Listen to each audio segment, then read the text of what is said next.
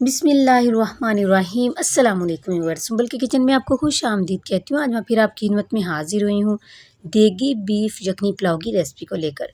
बहुत ही लजीज और खुशबूदार पुलाव बनता है और आज इस रेसिपी की ख़ास बात यह है कि ये देगी बीफ यखनी पुलाव में टोटा चावलों से बनाऊंगी, जो कि बहुत ही खिले खिले और टेस्टी बनेंगे। कुछ टोटा चावल पकाने से घबराते हैं कि कहीं खीर ही ना बन जाए, तो ऐसा बिल्कुल नहीं होता। आज आपको बहुत ईजी तरीके से बनाना सिखाऊंगी। आजकल की महंगाई में हर एक की बस की बात नहीं कि वो साबुत चावल खरीद सके, लेकिन चावल एक ऐसी डिश है जिसको डॉक्टर ने भी मना किया होता है। उसका भी दिल करता है कि वो बिरयानी खाए, पुलाव खाए, मतंजन खाए, ज़र्दा खाए, मतलब कि आप हर तरह के चावल जो है इस टोटा चावल से बड़ी आसानी से खिले खिले पका सकते हैं। तो मेरे साथ ही रहिए, मैं आपको बहुत अच्छे तरीके से बताऊंगी कि टोटा चावल आप पकाएं तो उनमें किन किन चीज़ों का ख्याल रखना पड़ता है। तो चलिए इसको बनाना शुरू करते हैं। तो बीफ यखनी पुलाव बनाने के लिए सबसे पहले हमने ले लिया है ये बीफ का गोश्त, जिसमें हड्डियां भी है मेरे पास। तकरीबन 4-5 इस तरह की बड़ी बड़ी हड्डियां थी और जो बोटियां थी उनको मैंने थोड़ा छोटे साइज़ में कट कर लिया है। तो हड्डियां मैंने अलग से रखी हैं। हड्डियां जो है इसका आप कोई भी हड्डियां यूज़ कर सकते हैं, लेकिन हम इसको बाद में निकालेंगे क्योंकि ये थोड़ी बड़े साइज़ की है ना, तो इसलिए तो इसकी बोटी अलग कर लेंगे। और जो हड्डी का असर होता है वो यखनी में बहुत ही अच्छा लगता है, तो आप भी ज़रूर हड्डियों का इस्तेमाल कीजिए। तो सबसे पहले तो हमने यखनी तैयार करनी। तो हमने यहाँ पे ले लिया है 1.5 किलो बीफ का गोश्त, ठीक है। यहाँ पे मैंने एक ले लिया है मीडियम साइज़ का प्याज और ये 5 से 6 मेरे पास हैं लहसुन के जवे और 1 से 1.5 इंच का टुकड़ा मेरे पास अदरक का है, वो डाल दिया। आप कुछ खड़े मसाले डाल लेते हैं जिनसे ये बहुत ही खुशबूदार हमारा जो यखनी पुलाव है वो बनेगा। यहाँ पे देखें 3 से 4 जो तेज़पात है मेरे पास, ये डाल देंगे, ठीक है। साइज़ में ये नॉर्मल हैं। ये 2 जो दालचीनी के टुकड़े हैं और 2 बड़ी ये इलायचियाँ हैं, ये डाल देंगे। और ये 2 बादियान के फूल हैं, थोड़े टूटे हैं लेकिन ये 2 बादियान के फूल हैं, ठीक है। 5 से 6 मैंने लौंगी ले ली हैं, ये डाल देंगे। और ये टुकड़ा देख लें, ये है जावित्री का, इतना टुकड़ा मैं इसमें ये डाल रही हूँ। यहाँ पे 1 टेबलस्पून ज़ीरा है और 1 टेबलस्पून ही खुश्क धनिया और 1 टेबलस्पून ही सौंफ का ले लिया है। तो ये सारी चीज़ें इसमें जाएंगी। और अब हम इसमें डालेंगे 1 जो टीस्पून है नमक, ठीक है। नमक आपने ध्यान से डालना है क्योंकि हमने नमक यखनी में भी डाल दिया और उसके बाद जब हमने मसाला तैयार करना तो उस टाइम पे भी आपने नमक को ध्यान से डालना है क्योंकि हमने पहले यखनी में भी डाला होगा। तो यहाँ पर पानी कितना डाला है मैंने, पानी हमने इतना ही डालना है कि जितने हमारे चावल होंगे उस हिसाब से हमने पानी यखनी में ही डाल देना है ताकि गोश्त गल जाए और उसके बाद की जो यखनी है वो हम फिर माप करके डाल लेंगे। तो यहाँ पे मैं ले रही हूँ 2 मग यानी कि 1 किलो चावल हैं जिनको मैंने माप लिया था। हमारे पास आधा किलो वाला मग है तो वो 2 मेरे हैं, ठीक है। अगर आप ग्राम में देखें तो 1000 ग्राम मेरे पास चावल हैं, लेकिन अगर वो किसी बर्तन में आप ग्लास में नापते हैं या किसी भी मतलब जो भी आपके पास है जिससे आप नापना चाहें तो उस हिसाब से फिर पानी का इसका हिसाब रखेंगे, ठीक है। तो यहाँ पे देखें इसको मैंने 25 से 30 मिनट का जो है प्रेशर लगाया था। गोश्त हमारा गल चुका है। अब कर लेते हैं मसाले को तैयार, ठीक है। यहाँ पे मैंने ले लिया था 1 कप घी का और यहाँ पे बड़े साइज़ का मैंने ले लिया है प्याज, जिसको मैंने बारीक बारीक स्लाइस में कट कर लिया है। तो सबसे पहले तो हम क्या करेंगे कि इसको करेंगे हम बहुत ही अच्छे से फ्राई करेंगे, लेकिन कलर इसका बहुत डार्क हम नहीं करेंगे क्योंकि हमने इसमें से थोड़ा सा प्याज लेना है जो हम बाद में इसके ऊपर चावलों के ऊपर गार्निश करेंगे, जो बहुत ही अच्छा लगता है, ठीक है। अब देखें यहाँ पे इसका कलर आप देख लें। जिस टाइम पे मैं इसको निकालूंगी थोड़ा सा उसी टाइम पे और आपने भी निकालना, नहीं तो अगर थोड़ा सा भी आपने ज़्यादा देर कर दी तो ये डार्क होने की तरफ प्याज का कलर चले जाता है। तो ये देखिए कलर देख लें आप, ये बिल्कुल भी कच्चा नहीं है, ये बिल्कुल अच्छे कलर वाला प्याज है। इस टाइम पर प्याज को निकाल लेना चाहिए। यहाँ पे मैंने थोड़ा सा निकाल लिया है, तो ये आप कलर देख लें। साथ ही आपने बाकी प्याज में थोड़ा सा पानी डाल देना क्योंकि अब वो डार्क ना होना शुरू हो जाए, क्योंकि जो घी है वो बहुत गर्म होता है।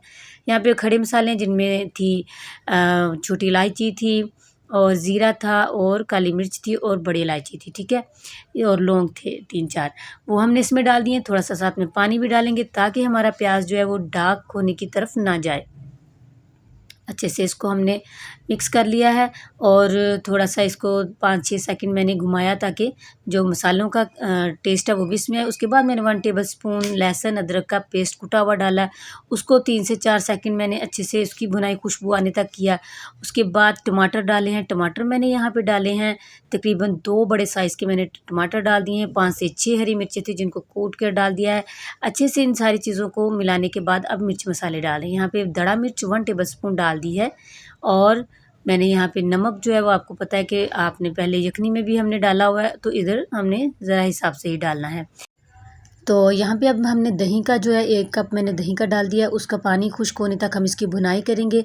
और आपने देखा था कि मैंने डाला है वो इमली, 1 टेबलस्पून मैंने इमली ली थी, उसको भिगो के रख दिया था। वो भी मैंने आपको पता है कि मसाले से जब मसाला हम भून रहे थे दही डालने से पहले मैंने वो भी डाला था, जिसको मैं मेंशन उस टाइम पे नहीं कर पाई। तो ज़रा मैंने वीडियो को फास्ट किया हुआ है इसी वजह से, ताकि आपका टाइम ज़्यादा वेस्ट ना हो, लेकिन मैं सारी जो है वो आपको डिटेल बताती जा रही हूँ। अच्छा, ये सारा मसाला भूनने के बाद इसका जो ऑयल जो है वो सेपरेट, घी जो हमने डाला सेपरेट होना शुरू हो जाए, तो हमने गोश्त की जो बोटियाँ वो अलग करके इसमें भुनाई उसकी बहुत अच्छे तरीके से कर लेनी है, जब तक कि जो घी है वो सेपरेट नहीं होता। ठीक है, जब यहाँ पे मैंने गोश्त की बहुत ही अच्छे से भुनाई की और उसके बाद आपने देखा कि मैंने 3 मग जो हैं, यही मग मैंने चावलों से मापे थे। यही 3 मग मैंने हमारे यखनी के निकले। हमने यखनी कितने पानी में बनाई थी वो मैं आपको बता देती हूँ। मैंने ये वाले मग 4 डाले थे, जो कि यखनी बनने के बाद 3 और आधे से थोड़ा-सा कम निकला था। ठीक है, 3.25 आप इसको कह सकते हैं कि 3.25 ये हमारे मग निकले हैं यखनी के, जो कि हमने इसमें ऐड किए हैं। इसके अलावा मैंने कोई पानी नहीं ऐड किया। यहाँ पे 2 मग थे, तो मतलब अगर आप टोटा चावल बना रहे हैं ना, तो आपने बराबर का पानी नहीं डालना। आपने अगर 2 मग है, मतलब 2 ग्लास है आपके, तो आप 3 ग्लास पानी के डालें, तो बहुत ही खिले-खिले आपके चावल बनेंगे। ज़्यादा भी करें अगर थोड़ा बहुत ज़रा आप चाहते हैं कि कुछ लोग थोड़े सॉफ्ट चावल को चाहते हैं, कुछ लोग थोड़े खिले-खिले चाहते हैं, तो आप थोड़ा-सा, अगर आपके 2 हैं तो 3 डालेंगे, तो ऊपर थोड़ा-सा डाल सकते हैं, आधे से भी कम।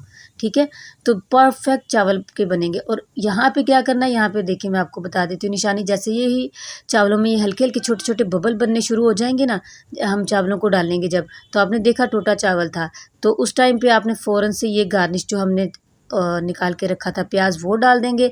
यहाँ से 4-5 मेरे पास मिर्चें हैं, ये रख दूँगी। इसकी बहुत ही अच्छा फ्लेवर इसमें आता है। यहाँ पे आप बादाम और किशमिश इस तरह की चीज़ें भी डाल सकते हो। देगी जो बीफ पुलाव होता है उसमें ये चीज़ें ऐड होती हैं, आप भी डाल सकते हैं। ठीक है, इस पॉइंट पर आकर तो यहाँ पे देखिए, यहाँ पे मैंने इसको दिया था तकरीबन 20 मिनट का मैंने इसको दम दिया। 5 मिनट मैंने हाई फ्लेम पे दिया था। ठीक है, और उसके बाद 15 मिनट मैंने इसको दिए थे लो फ्लेम पे इन चावलों को। तो आप देख सकते हैं आपके सामने मैं नीचे से चावलों को निकाल रही हूँ।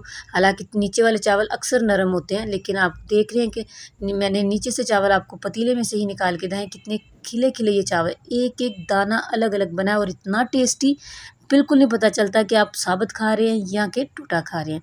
बहुत ही ज़बरदस्त बनते हैं। तो मुझे उम्मीद है कि आज की ये रेसिपी आपको बहुत ही अच्छे से समझ आ गई होगी और आइंदा से आप टोटा चावल पकाते हुए कभी भी घबराएंगे नहीं।